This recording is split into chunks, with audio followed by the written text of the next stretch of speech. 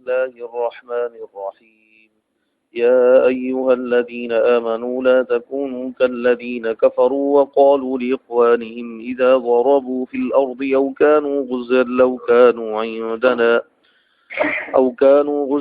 كانوا عندنا ما ماتوا وما قتلوا ليجعل الله ذلك حسرة في قلوبهم والله يحيي ويميت والله بما تعملون بصير ولئن قتلتم في سبيل الله أو متم لمغفرة من الله ورحمة خير مما يجمعون ولئن متم أو قتلتم لإلى الله تحشرون صدق الله مولانا العظيم.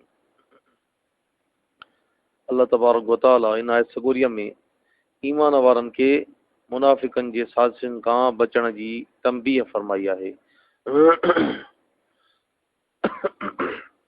अल्लाह साईं फरमाए थो, ए ईमान वारो, उन्हनि काफ़िरनि वांगुरु न थियो जे पंहिंजनि भाइरनि लाइ जॾहिं उहे मुल्क में मुसाफ़िरी कनि या लड़ाई कंदड़ हुजनि तॾहिं चवनि था त जेकॾहिं असां वटि हुजनि हा त न मरंदा ऐं न के कुसनि हा। यानी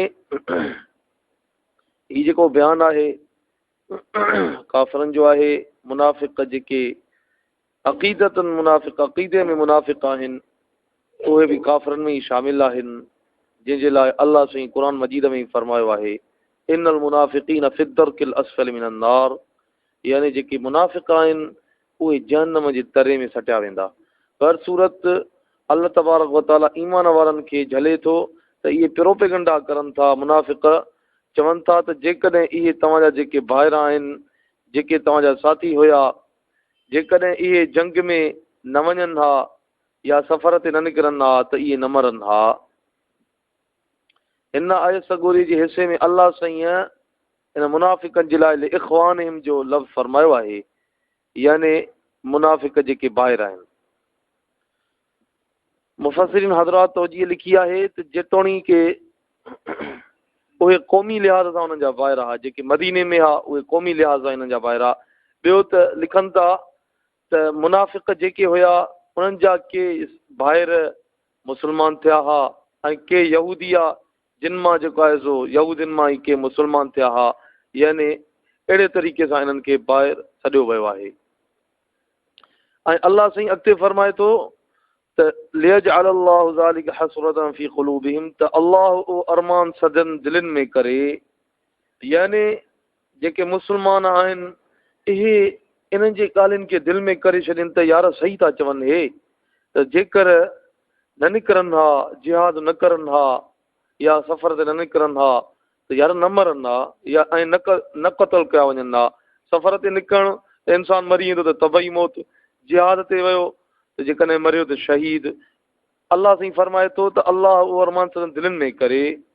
ऐं ॿियो तौजीह लिखनि था त इहो वरी बरक्स, यानी मुनाफ़िक़नि खे इहो अरमान थिए त मुनाफ़िक़ सोचनि पिया त जीअं जिहाद ते न निकिरनि, पर मुस्लमाननि खे इहो तंबीह ॾिनी वई आहे त तव्हांखे जिहाद ते निकिरणो आहे। बाक़ी जेकॾहिं तव्हां सफ़र ते निकिरंदव, जेकॾहिं मौत लिखियलु हूंदो त तव्हांजो सफ़र में मौत थींदो, जेकॾहिं जिहाद में लड़ंदे लड़ंदे शहादत जो मौत थी वियो त तव्हांजो इहो मुक़दर में लिखियलु आहे। बाक़ी तव्हांजे इन्हनि जे हसरत, इन्हनि जे प्रोपेगंडाउनि ते, इन्हनि जे ॻाल्हियुनि ते न अचिणो।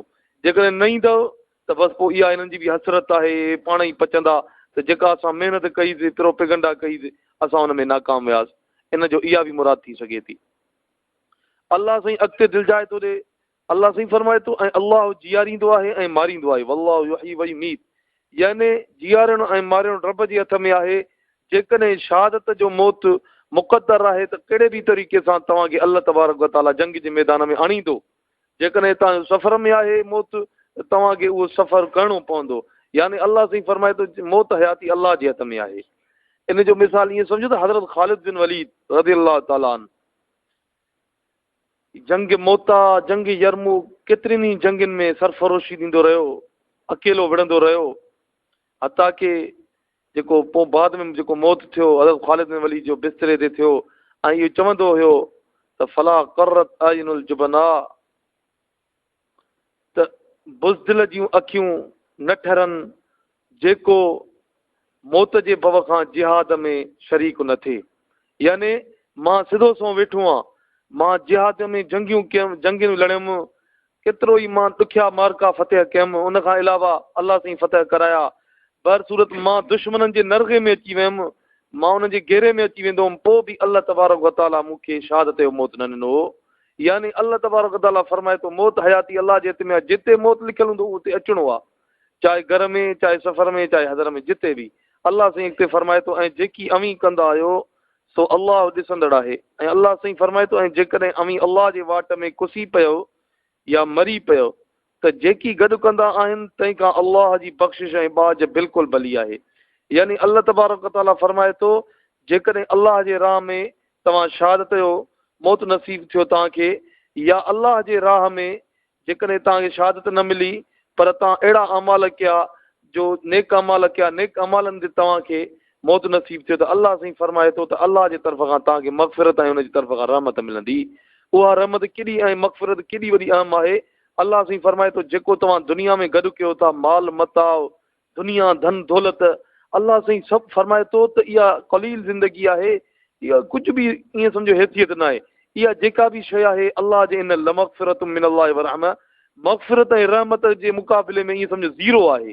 अल्लाह साईं फरमाए थो त इहा जेका बाज ऐं बख़्शिश आहे इहा इन्हनि समूरनि शयुनि खां भली अथव।